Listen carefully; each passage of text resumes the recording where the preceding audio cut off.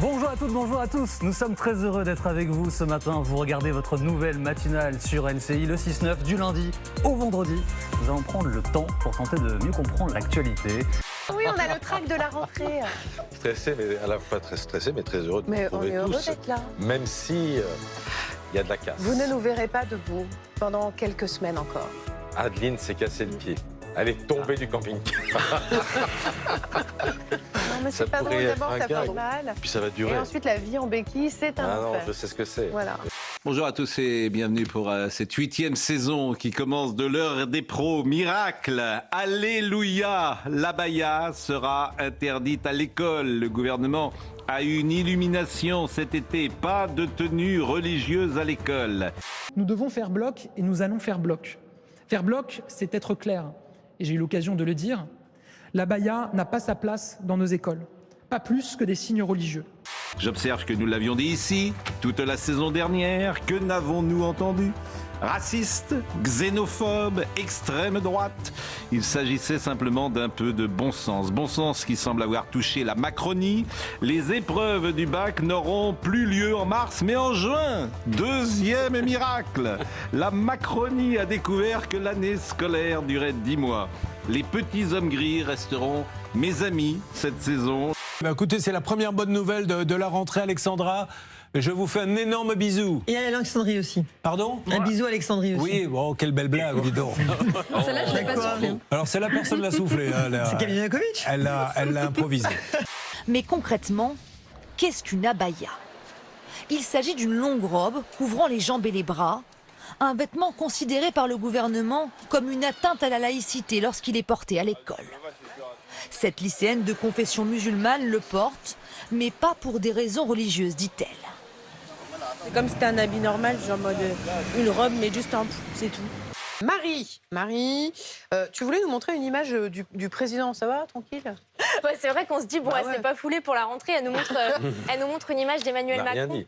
Non, mais même moi, en fait, en écrivant, je me suis dit, c'est vrai que je me foule pas une image d'Emmanuel Macron, mais en fait, c'est plus que ça, vous allez voir. Non, je suis en train de dévendre ma chronique. Non. Bon. Recommence. Ressaisis-toi. Un faux Emmanuel Macron répond à vos questions 24 heures sur 24 sur Twitch. Mon ministre préféré ? Certainement pas toi, avec une question aussi dénuée de sens. Le ton est volontairement sarcastique et drôle, sauf quand on lui demande un poème sur sa femme. Brigitte m'amuse, ma reine élégante. Tu es mon roc, ma plus grande confidente. Un internaute qui lui a demandé ce qu'était la poudre de perlimpinpin. Et voici ce que lui a répondu l'intelligence artificielle. Écoutez. La poudre de perlimpinpin, c'est comme tes connaissances en politique.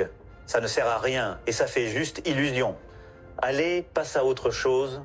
C'est Anis Ayari, ingénieur spécialisé en intelligence artificielle, qui a mis au point ce chat, avec d'autres personnalités disponibles, comme le général de Gaulle. Pour gagner à cache-cache, il faut être rusé comme un renard et rapide comme un éclair. Quand la crevette frappe, c'est à une vitesse fulgurante, plus rapide qu'une balle de fusil. Aucune coquille ni carapace ne lui résiste.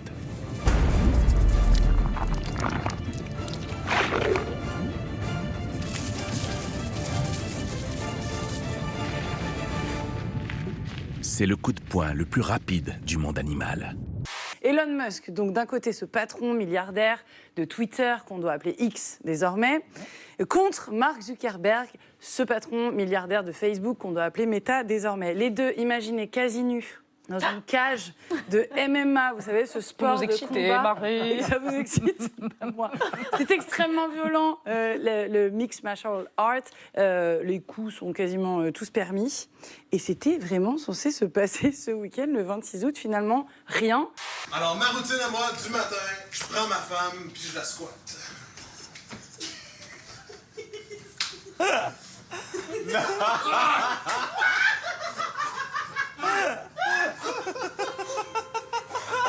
Oh, le chat.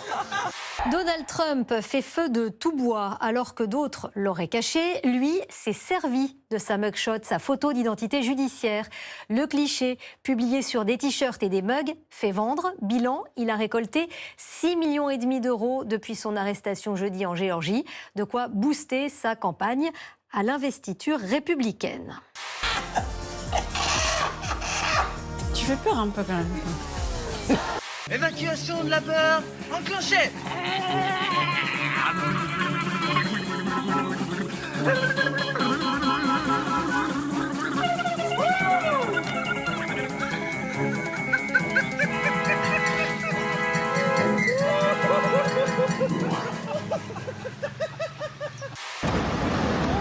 En quelques secondes, l'autoroute A43 et la départementale parallèle sont entièrement recouvertes. Vers 17h15 hier, 2 voitures et un camion y échappent in extremis.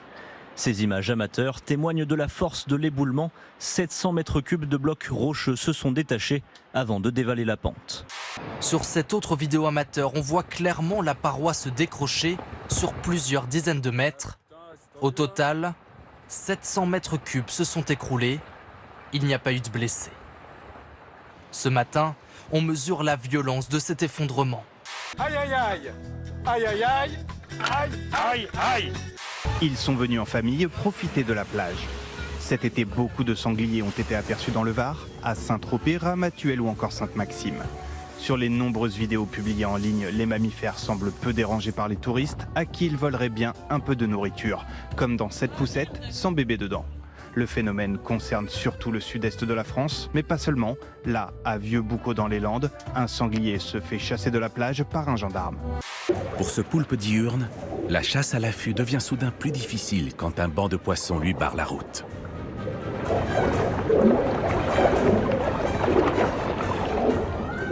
Certains jours, il est même plus simple d'abandonner la partie.